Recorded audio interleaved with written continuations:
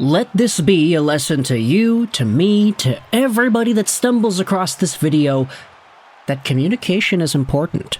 Whatever relationship you are talking about, whether it's you and your special someone, or you and your employer, or Mikko Rantanen and the Colorado Avalanche, communication is important here. And it feels like with everything that had gone on 2 days ago, wherein we saw Mikko Rantanen get traded in a blockbuster 3-team deal to Carolina, that communication might have been a really big part of it. And it might have been the sole reason as to why the trade even went down in the first place. Today, we are going over onto this article on is.fi. It's Ilta Sanomat, and it's a Finnish website, of course. The actual article is in Finnish, but I translated it to English via the Google machine. I'll leave a link in the description to this article. I'll also leave a link in the description to our ExpressVPN affiliate page. Go out there and check out Express, use our page, and get yourself some free months and save some money in the process, all while supporting the channel. Today, we are diving into Mikko Rantanen and this exclusive interview with Ilta Sanomat, wherein he speaks about how he was driven out of Colorado. Yeah, we're getting into this territory right here. I feel pretty okay with just reading the article at face value because it is Finnish and I translated it into English here. So let's go out there and read some of the quotes from Mikko Rantanen that dive into apparently how everything went down and how he's feeling about the matter. Because if you had seen the post-game interviews from Nathan MacKinnon, Jared Bednar yesterday, you saw Mikko Rantanen also speak out after the Hurricanes game, you would have seen that all the parties involved, all the players, all the people that aren't management, they were kind of, sad about it. Mikko Rantanen definitely had a long and storied time with the Colorado Avalanche. He was seemingly visibly disappointed with the fact that he got traded. Nathan MacKinnon also sad that his friend and buddy Rantanen was sent out of Colorado. But let's dive into some of these comments over here from Rantanen, courtesy of is.fi. Mikko Rantanen didn't mince words when he spoke about the decision of the Colorado Avalanche management on Saturday night. The Avs traded Rantanen to Carolina after the parties could not reach an agreement on a contract extension.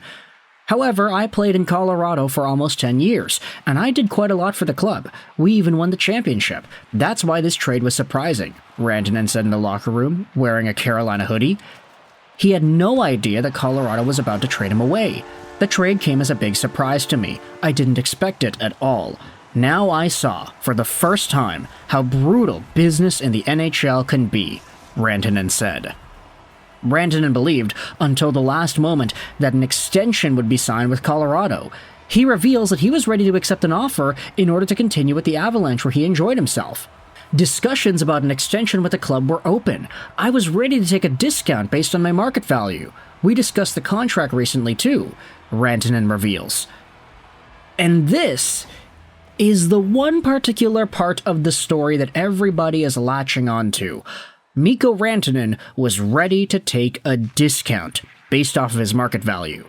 However, they did not end up following through, despite the fact that they had talked about it, and then he got traded. The media generally concluded that Rantanen's salary request was too high for Colorado. I don't think that's true. I don't want to talk about exact amounts, but I was prepared to accept quite a bit less of my market value. That's not exactly what the translation says, but you can definitely infer what he's getting at. That's why this deal came as such a surprise, Rantanen said. Outsiders began speculating about trading Rantanen during the fall when a contract extension was not forthcoming. The Finnish star's faith did not waver, though. To be honest, I didn't think I'd be traded. I strongly believed that an extension would be made at some point, but they decided otherwise. At no point was there any contract with the club, although, of course, the conversation wasn't every day. Rantanen didn't even have time to fully understand what had happened. This happened too quickly, I didn't get much sleep, I had to prepare for the game today. Maybe everything will hit harder when I have time to properly digest the trade. I'm not really sad. Okay, you can stop capping with that. It's time to look forward. There are good players in Carolina and other Finns around me. Now I'm trying to get into the game system as quickly as possible so I can play at my own level. And this is the thing here.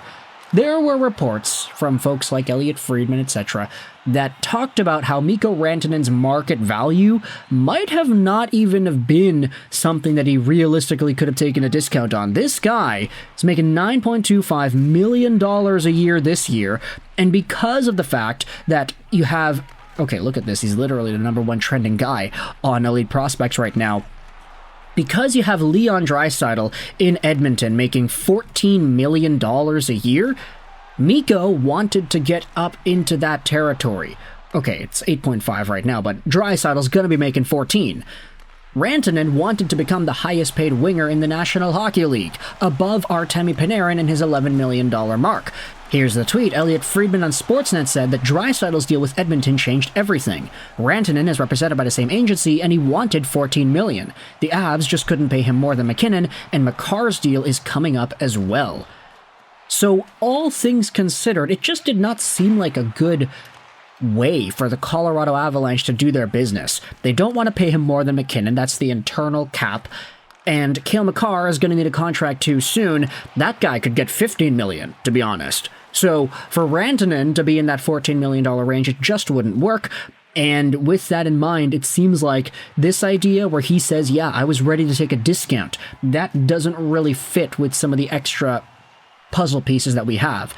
Imagine if Rantanen takes a discount on $14 million. What's that look like? 13.5? 13.2? That still would be higher than Nathan MacKinnon and his 12.6. McKinnon's 12.6 is the mark there. I think only Cale Makar has the capacity of being able to surpass it in Colorado's eyes. So now we're taking a look at this Reddit post that goes out there and dives into the same Rantanen interview that we just saw. I was willing to take a significant cut below my market value. That's why the trade was such a shock to me. Let's go out there and read these comments here. I can't believe that Colorado pulled the trigger. The more that comes out, the more questions I have. Yeah, this is starting to seem like both sides sat there and made assumptions and didn't bother to communicate. Or, simply, the amount that Colorado was willing or able to pay was lower than Rantanen's agent's discounted market value price. It's also possible that the agent communicated something like, hey, the market value given the cap increasing is about 8 years and $15 million, or 15.5, we can drop to $14 million, and then maybe after negotiations get going, it goes down to 13.7. Whereas Colorado sees the market of Rantanen as 13.5 and wants a discount to bring it at 11.9, what would Columbus pay to add a first-line winger? Or Chicago? This is an excellent explanation. Thank you. Yes, with the way the market has reset and all the guys that have to get paid, including MacKinnon, 11 to 12 is probably closer to what Colorado can afford right now, but we don't know their real thought process. If you take away such a key player who is liked, how will the team respond? You can't just find a Rantanen replacement. Natchez is 12th in points, so maybe he slots in with MacKinnon and produces at a higher clip, so maybe that's the hope from the front office. They want to be able to add in future years, so maybe this is the cold calculation they made about who gets sacrificed. And ultimately, this, I think, is the biggest thing about it. There might have been some communication issues, there might have just been misalignments on what the dollar amounts would have been. But for Rantanen to go out there and say that he was really surprised about the trade, and he was willing to take a discount, it does kind of indicate that things weren't really going all peachy clean in Colorado in regards to this contract negotiation. So now, we just gotta wait and see. Is Carolina going to be able to re-sign Mikko Rantanen? Are they going to be able to keep him in some sort of a discounted deal? Even when it's from Rantanen's own POV, a discount could be from 15 to 14, or from 15.5 to 13.7. Is Carolina willing to do that? Are they capable of doing that? They have a lot more cap space now, this year, compared to last year when they got Jake Guentzel and they let him go. But where exactly does Rantanen go? If Rantanen hits the free agent market, then okay, we will be in for an even bigger, crazier fest of contract negotiations and rumors, but for now, we are still dealing with the aftermath of the Mikko Rantanen trade to Carolina and how he himself is very surprised about how everything went down. Let me know your thoughts in the comment section below about the communication problems between Colorado and Mikko Rantanen's party, how Leon Draisaitl gets into the mix, and what you think is going to happen afterwards. Thoughts in the comment section below. I hope you enjoyed this video.